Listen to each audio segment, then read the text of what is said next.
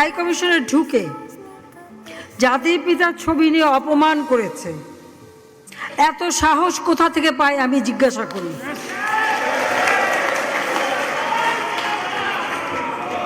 আমি জানি না আমাদের হাই কমিশনে এখন কারা বসেছিল এবং তারা সেখানে কিছুই করতে পারলো না কেন, সেটাও বড় প্রশ্ন। আর আমি আমার প্রবাসী যারা বাঙালি, না আমার প্রবাসী বাঙালিদেরও আমি বলবো যে যারা এই ঘটনাগুলি ঘটিয়েছে তারা চলাফেরা করে না, তাদের দেখেন না। যে হাত দিয়ে জাতির পিতার ওই ছবি নিয়ে তারা ভেঙেছে, তাদের যা উপযুক্ত করা উচিত সেটা করতে হবে।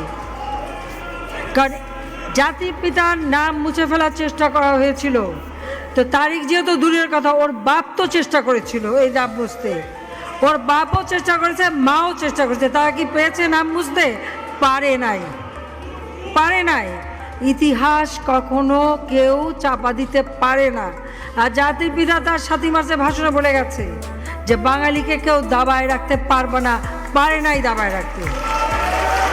তা আজকে এত বড় দুঃসাহস হয়ে যায়।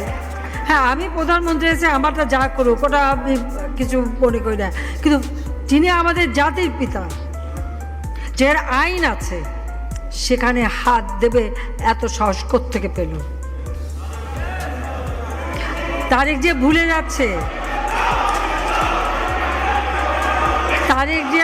যাচ্ছে, যে তার মা দুর্নীতি করে জেলে গেছে,